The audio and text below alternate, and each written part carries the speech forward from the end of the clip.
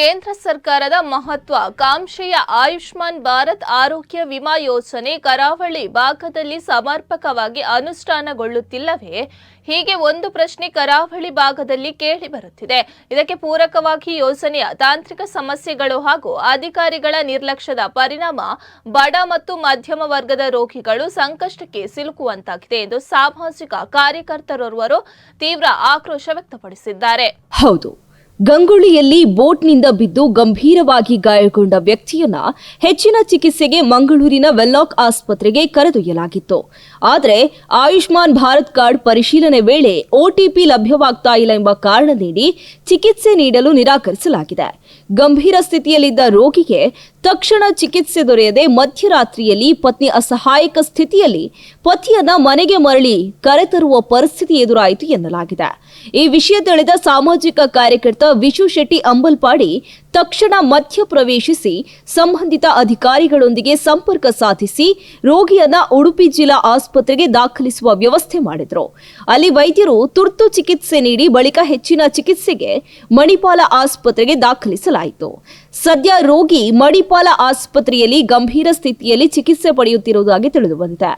ಇನ್ನು ಈ ಘಟನೆ ಕುರಿತು ಪ್ರತಿಕ್ರಿಯಿಸಿರುವ ವಿಶು ಶೆಟ್ಟಿ ಅಂಬಲ್ಪಾಡಿ, ಬಡವರ ಚಿಕಿತ್ಸೆಗೆಂದೇ ಕೇಂದ್ರ ಸರ್ಕಾರ ಜಾರಿಗೆ ತಂದಿರುವ ಆಯುಷ್ಮಾನ್ ಭಾರತ್ ಯೋಜನೆ ಅಧಿಕಾರಿಗಳ ನಿರ್ಲಕ್ಷ್ಯ ಹಾಗೂ ತಾಂತ್ರಿಕ ದೋಷಗಳಿಂದ ಜನರಿಗೆ ಸಕಾಲದಲ್ಲಿ ನೆರವಾಗ್ತಾ ಇಲ್ಲ.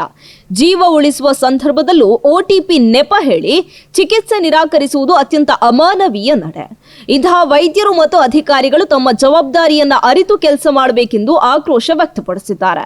ಬೋಟಿನ ಕೆಲಸ ಮಾಡುವತ್ತಿಗೆ ಬೋಟಿನ ದುರಸ್ತಿ ಕೆಲಸ ಮಾಡುವಾಗ ಬಿದ್ದು ಬೆನ್ನು ಮೂಲೆಗೆ ತೀವ್ರವಾದ ಪೆಟ್ಟು ಬಿದ್ದಿದ್ದು ಪರೀಕ್ಷಿಸಿದ ವೈದ್ಯರು ಕೂಡಲೇ ಅವರಿಗೆ ಶಸ್ತ್ರಚಿಕಿತ್ಸೆ ಆಗಬೇಕು.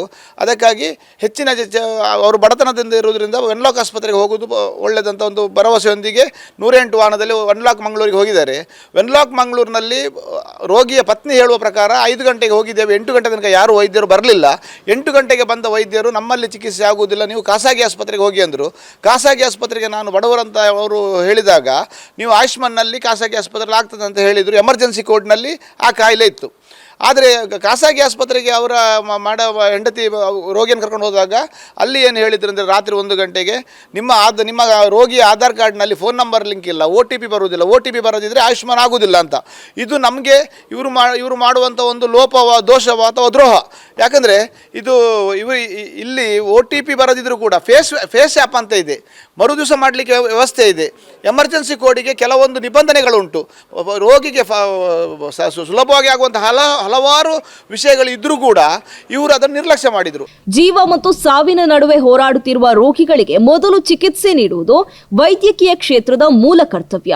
ಆಡಳಿತಾತ್ಮಕ ಅಥವಾ ತಾಂತ್ರಿಕ ಸಮಸ್ಯೆಗಳನ್ನು ನೆಪವನ್ನಾಗಿ ಮಾಡಿಕೊಂಡು ಚಿಕಿತ್ಸೆ ವಿಳಂಬ ಮಾಡುವುದು ಖಂಡನೀಯ. ಈ ಪ್ರಕರಣವನ್ನು ರಾಜ್ಯ ಮತ್ತು ಕೇಂದ್ರ ಸರ್ಕಾರಗಳು ಗಂಭೀರವಾಗಿ ಪರಿಗಣಿಸಿ ಆಯುಷ್ಮಾನ್ ಭಾರತ್ ಯೋಜನೆಯ ಅನುಷ್ಠಾನದಲ್ಲಿ ಉಂಟಾಗ್ತಾ ಇರುವಂತಹ ಸಮಸ್ಯೆಗಳನ್ನು ತಕ್ಷಣ ಪರಿಷ್ಕರಿಸಬೇಕು. ಜನರ ಜೀವದೊಂದಿಗೆ ಚೆಲ್ಲಾಟವಾಡುವ ಅಧಿಕಾರಿಗಳು ಹಾಗೂ ವೈದ್ಯರ ವಿರುದ್ಧ ಸೂಕ್ತ ಕ್ರಮ ಕೈಗೊಳ್ಳಬೇಕು ಎಂದು ವಿಶು ಶೆಟ್ಟಿ ಅಂಬಲ್ಪಾಡಿ ಒತ್ತಾಯಿಸಿದ್ದಾರೆ. ಖಾಸಗಿ ಆಸ್ಪತ್ರೆಯವರು ನೀವು ಆಧಾರ್ ಕಾರ್ಡ್ ಸರಿಯಾಗಿ ಮಾಡ್ಕೊಂಡು ಬಂದರೆ ಮಾತ್ರ ಆಗ್ತದೆ, ಈಗ ಅಡ್ಮಿಷನ್ ಮಾಡಲಿಕ್ಕೆ ಆಗೋದಿಲ್ಲ, ಮಾಡಿದರೆ ನಮಗೆ ನಾವು ಅದನ್ನು ಆಯುಷ್ಮಾನ್ ಅಲ್ಲ ಬೇರೆ ರೀತಿಯಲ್ಲಿ ದಾಖಲು ಮಾಡಬೇಕು, ಆವಾಗ 4 ರಿಂದ 5 ಲಕ್ಷ ರೂಪಾಯಿ ಖರ್ಚಾಗ್ತದೆ ಹೇಳಿದರು. ಅದಕ್ಕೆ ಹೆದರಿದ ಮಹಿಳೆ ಅಲ್ಲಿಂದ ಡಿಸ್ಚಾರ್ಜ್ ಮಾಡಿಕೊಳ್ಳುವಾಗ ಅಲ್ಲಿ 1,500 ರೂಪಾಯಿ ಕಟ್ಟಲಿಕ್ಕೆ ಹೇಳಿದರು. ಅವ್ರ ಹತ್ರ ಆ ದಿನ ಇಡೀ ದಿವಸ ಅನ್ನಾಹಾರ ಇಲ್ಲದೆ ಇದ್ದ ಮಹಿಳೆಯವರು ತನ್ನ ಪರ್ಸಲ್ಲಿದ್ದ 1,200 ರೂಪಾಯಿಯನ್ನು ಕೂಡ ಆಸ್ಪತ್ರೆಯಲ್ಲಿಟ್ಟು ಪುನಃ ಬೆಳಿಗ್ಗೆ ಆಗೋ ತನಕ ವೆನ್ಲಾಕಿಗೆ ನಾನು ಅವ್ರಿಗೆ ಹೇಳಿದೆ, ಅವರು ತಗೊಳ್ಳೇ ಇಲ್ಲ ಅಂತಂದರೆ ನೀವು ವೆನ್ಲಾಕಿಗೆ ಹೋಗಿ ದಾಖಲಾಗಿ ಬೆಳಿಗ್ಗೆ ಸರಿ ಮಾಡುವ ಅಂತ. ವೆನ್ಲಾಕಲ್ಲಿ ರಾತ್ರಿ 1:30 ಗಂಟೆಗೆ ಅಲ್ಲಿ ಆ್ಯಂಬುಲೆನ್ಸಿಂದ ದಾಖಲಾತಿಯೇ ಮಾಡಲಿಲ್ಲ, ನಮಗೆ ಆಗುವುದಿಲ್ಲ, ನೀವು ದಾಖಲಾತಿ ಮಾಡ್ಕೊಳ್ಳಿಕ್ಕೆ ಆಗೋದಿಲ್ಲ ಅಂತ, ಇದಕ್ಕೆಲ್ಲ ವೆಂಟಿಲೇಟರ್ ಬೇಕು ಹಾಗೀಗ ಅಂತ. ದಿನ ಇಡೀ ಅಲ್ಲಿ ಆ್ಯಂಬುಲೆನ್ಸ್ನಲ್ಲಿ ವೆಂಟಿಲೇಟರ್ ಇಲ್ಲದೆ ತಿರುಗಿದೆ. ಒಂದು ಚಿಕಿತ್ಸೆ ಕೊಡಲಿಕ್ಕೆ ಆ ಆ್ಯಂಬುಲೆನ್ಸ್ನಲ್ಲಿ ಇರುವುದಕ್ಕಿಂತ ಆಸ್ಪತ್ರೆಯಲ್ಲಿ ಇರೋದು ಒಳ್ಳೆಯದಲ್ವ, ಒಂದಷ್ಟು ಚಿಕಿತ್ಸೆಯನ್ನು ಕೊಡ್ಬೋದಲ್ಲ. ಇದು ಬಿಟ್ಕೊಂಡು ಅಮಾನವೀಯವಾಗಿ ಒಂದು ಮಾತೃಹೃದಯ ಇಲ್ಲದಂತಹ ವೈದ್ಯರು ಖಂಡಿತ ನಾವು ನಮ್ಮ ಆಸ್ಪತ್ರೆಯಲ್ಲಿ ಇರಬಾರ್ದು. ಒಟ್ಟಾರೆಯಾಗಿ ಕೇಂದ್ರ ಸರ್ಕಾರ ತಂದಿರುವ ಒಂದು ಉತ್ತಮ ಯೋಜನೆ ಅನುಷ್ಠಾನ ವಿಚಾರವಾಗಿ ಅಧಿಕಾರಿಗಳು ನಿತ್ಯ ನಿರ್ಲಕ್ಷ್ಯ ತೋರುತ್ತಿರುವುದು ಸ್ಪಷ್ಟವಾಗಿದೆ. ಬಡ ಮತ್ತು ಮಧ್ಯಮ ಕುಟುಂಬದವರಿಗೆ ಗುಣಮಟ್ಟದ ಚಿಕಿತ್ಸೆ ನೀಡಬೇಕು ಎನ್ನುವ ಉದ್ದೇಶಕ್ಕೆ ಪ್ರಾರಂಭವಾದ ಯೋಜನೆ ಈ ರೀತಿ ಅಧಿಕಾರಿಗಳ ಅಸಡ್ಡೆಗೆ ಬಲಿಯಾಗ್ತಾ ಇರುವುದು ಶೋಚನೀಯ.